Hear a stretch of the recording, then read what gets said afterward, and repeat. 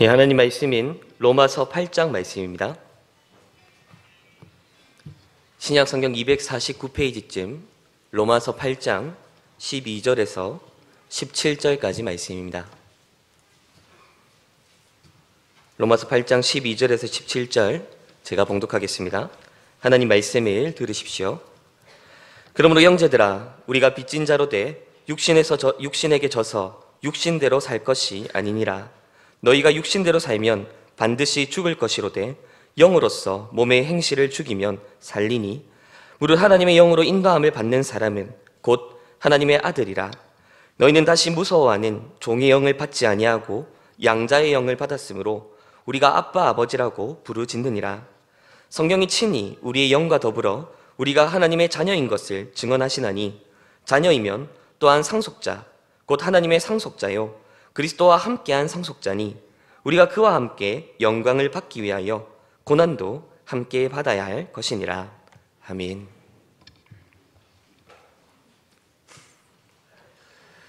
제가 중고등부에 속해 있던 시절에 교회에서 자주 들었던 질문이 있습니다. 다른 곳에서도 이 이야기를 한 적이 있는데 레퍼토리는 거의 비슷합니다.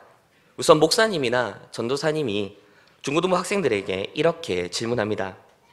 자, 여기서 나는 예수님이 우리의 구원자이심을 믿는다라고 하는 사람은 손을 들어봅시다. 그러면 모여있던 대다수의 친구들이 그래도 손을 듭니다. 자, 그때 두 번째 질문이 주어집니다. 자, 그러면 손을 들고 있는 사람들 중에 나는 지금 당장 죽어도 천국에 갈 수 있다 라고 믿는 사람은 계속해서 손을 들고 있어 봅시다. 이 두 번째 질문이 주어지는 순간 갑자기 서로가 서로를 살펴보기 시작을 합니다. 눈치 게임이 시작된 기분입니다. 손을 계속 들고 있자니 지금 당장 천국에 갈 수 있을 자신이 별로 없습니다. 그렇다고 손을 내리자니 예수님을 믿지 않는 것은 또 아닌데 싶은 생각이 들면서 갈팡질팡합니다. 그래서 계속 손을 들고 있을까라고 생각을 하고 있지만 왠지 양심에 찔립니다. 지난 한 주간 성경을 제대로 안 읽고 기도도 안 하고 지냈던 그런 삶들이 떠오릅니다. 또 주일 아침에 일어나기 싫다고 부모님과 싸우고 다투고 짜증냈던 일들도 생각이 납니다. 그렇게 머뭇거리다가 결국에는 손을 들었을까요? 아니면 내렸을까요? 이건 여러분들의 상상에 맡기도록 하겠습니다. 비록 이런 질문을 직접적으로 받아본 적은 없다 하더라도 아마 많은 성도분들이 이 주제와 관련해서 한 번쯤은 고민을 해보셨을 것 같습니다. 바로 믿음과 구원의 확신이라고 하는 주제인데요. 바로 이 주제를 웨스트민스터 신앙고백서 18장이 다루고 있는데 오늘은 바로 신앙고백서의 도움을 받아서 이 주제, 믿음의 확신이라고 하는 주제에 대해서 함께 살펴보겠습니다. 우선 신앙고백서는 참된 구원의 확신을 말하기에 앞서서 먼저 거짓 확신에 대해서 이야기합니다. 웨스트민스터 신앙고백서 18장 1항의 첫 부분인데 이 내용을 함께 읽어보겠습니다. 신앙고백서 18장 1항입니다. 위선자와 중생하지 못한 자들이 은총과 구원의 상태에 있다는 거짓 소망과 육적인 자부심으로 스스로를 허탄하게 속이겠지만 그들의 소망은 사라지고 말 것이다.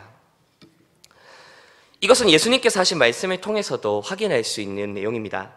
마태복음 7장에서 예수님께서는 주의 이름을 부르는 자들에 대해서 말씀하십니다. 이들은 예수님을 주님이라 부르며 또 예수님의 이름으로 선지자 노릇하고 귀신을 쫓아내며 많은 권능을 행하는 자들이었습니다.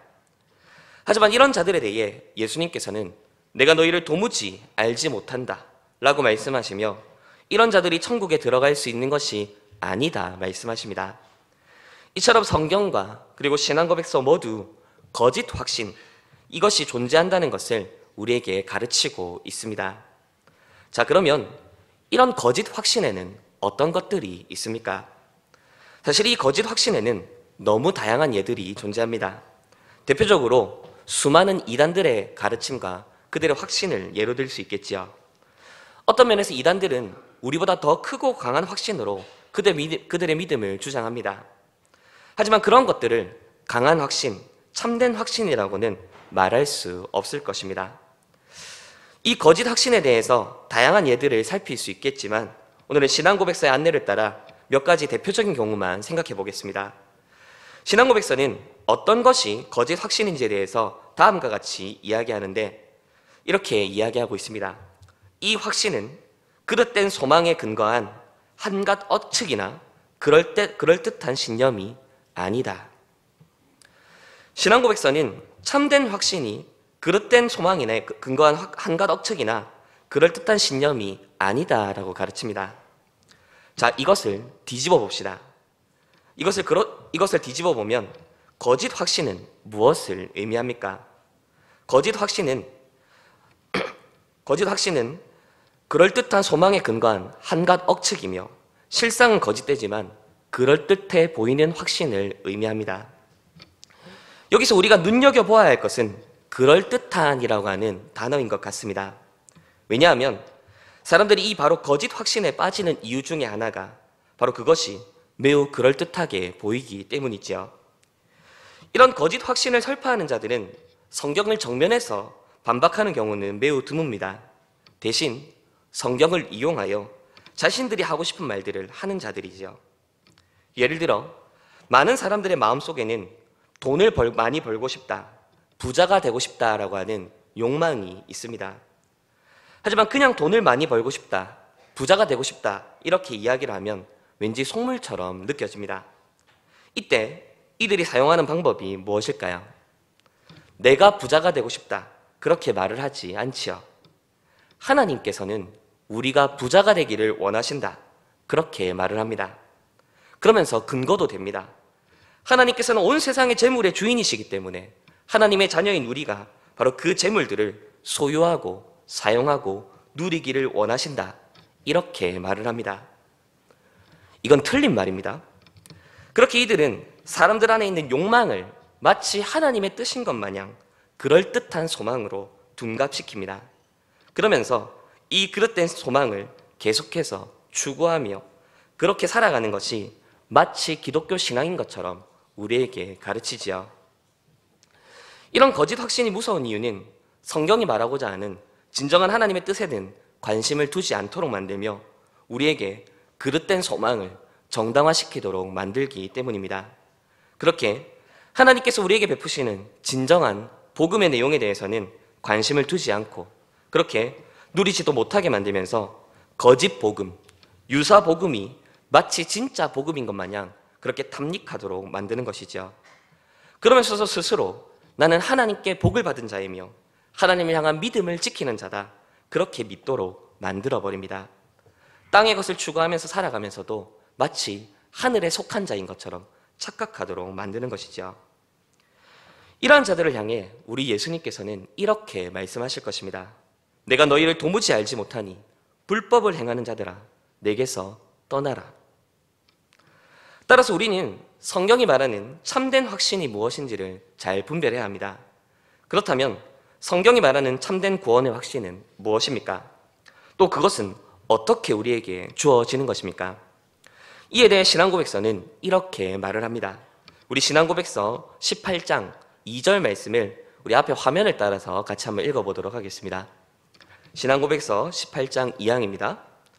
이 확신은 틀림없는 믿음의 확신으로서 구원의 약속들에 관한 하나님의 진리와 이 약속들이 겨냥하는 은혜의 내적 증거와 우리의 영으로 더불어 우리가 하나님의 자녀인 것을 증거하시는 양자의 영의 증거에 기초한다. 우리 신앙고백서는 참된 확신이 무엇에 기초하는지 말해주고 있는데요. 하나는 구원의 약속들에 관한 하나님의 진리에 기초하는 것이고 다른 하나는 그 약속들이 겨냥하는 은혜의 내적 증거에 기초한다. 그렇게 말을 합니다. 자, 이때 약속에 관한 진리 그리고 약속이 겨냥하는 내적 증거라고 하는 이 말들이 구체적으로 무엇을 의미하는지 잘 감이 오지 않을 수도 있을 것 같습니다. 이때 이것을 하이델베르크 교리문답 21문이 이렇게 설명을 합니다. 우리 앞에 있는 화면을 따라서 하이델베르크 교리문답 21문도 읽어보겠습니다. 제가 질문을 읽으면 답을 읽어주십시오. 참된 믿음이란 무엇입니까?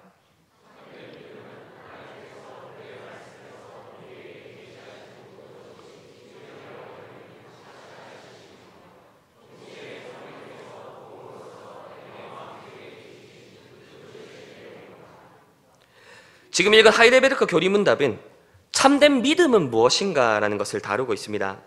이때 참된 믿음의 요소가 하나님의 계시에 대한 확실한 지식과 그 지식에 대한 굳은 신뢰를 이야기합니다. 즉 이때 이 계시에 대한 지식이 오늘 우리가 신앙고백에서 말하는 약속에 관한 진리를 의미하고, 이 진리들에 대한 굳은 신뢰가 바로 신앙고백서가 말하는 내적 증거를 의미합니다. 정리하면 참된 확신은 참된 믿음으로부터 나옵니다. 이때 참된 믿음에 필요한 것은 복음의 진리에 대한 바른 지식과 그것에 대한 신뢰입니다. 참된 믿음과 마찬가지로 참된 확신 역시도 바로 이 지식과 신뢰가 요구됩니다.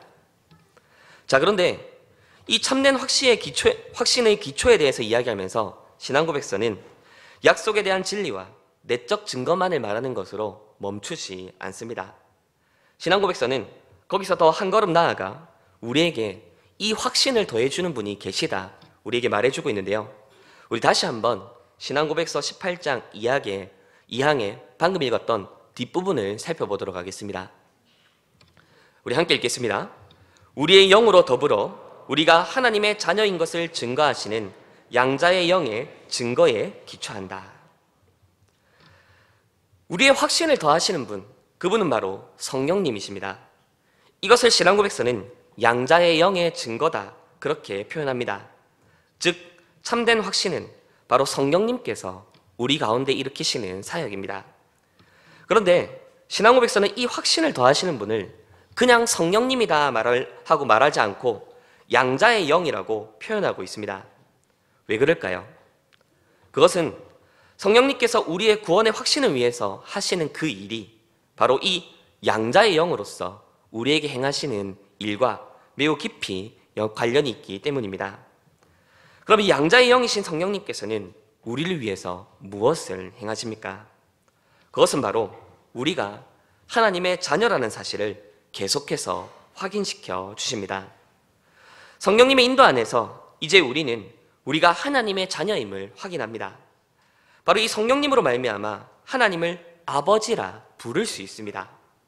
성령님께서 우리가 예수님과 더불어서 하나님의 상속자라는 것을 확인시켜 주십니다. 이처럼 성령님께서는 우리가 하나님께 입양된 하나님의 자녀라는 사실을 계속해서 확인시켜 주시고 반복해 증언하십니다. 신앙고백서는 성령님께서 우리 가운데 증언하시는 것이 바로 이러한 것들이라고 말해줍니다. 그리고 바로 이것이, 즉 우리가 하나님께 입양된 하나님의 자녀라고 하는 이 사실이야말로 우리가 구원의 확신을 가지는 데 있어서 가장 중요한 내용이라고 말해주고 있는 것이죠. 바로 그것을 위해서 신앙고백서는 성령님의 이 사역을 양자의 영의 증언이다, 그렇게 말을 해주고 있습니다. 자, 그런데 여기서 우리가 잊지 말아야 될 것이 있습니다. 그것은 이 양자의 영이신 성령님께서 우리가 하나님의 자녀로 입양되었다라고 하는 이 사실만 증언하시는 것으로 멈추지 않는다는 것이죠.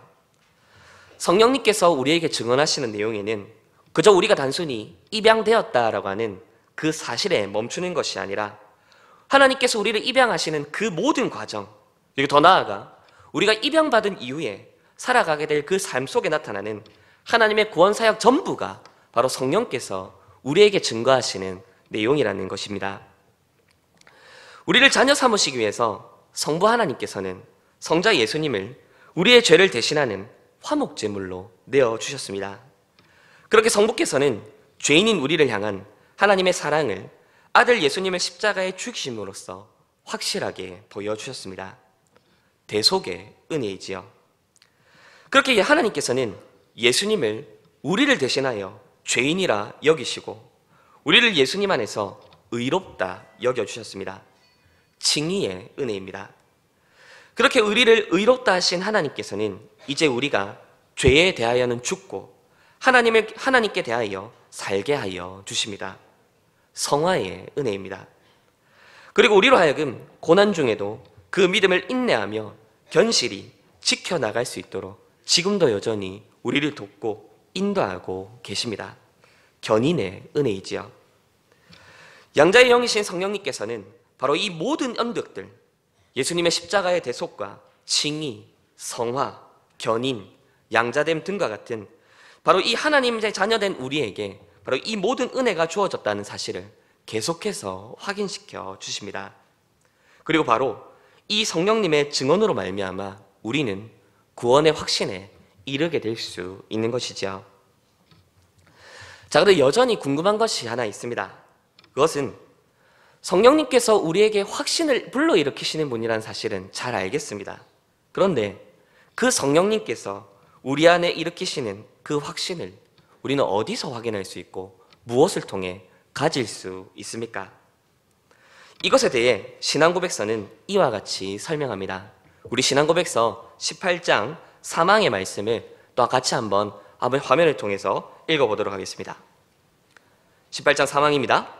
하나님께서 값없이 주시는 바를 성령께서 그에게 알 수 있게 하시기 때문에 비상한 계시가 없어도 통상적인 방편을 적절히 사용하여 그 확신에 이를 수 있다. 많은 사람들이 성령님께서 주시는 확신, 또 나아가 성령님의 사역이라고 하면 마치 곧바로 초월과 신비로 연결시킵니다.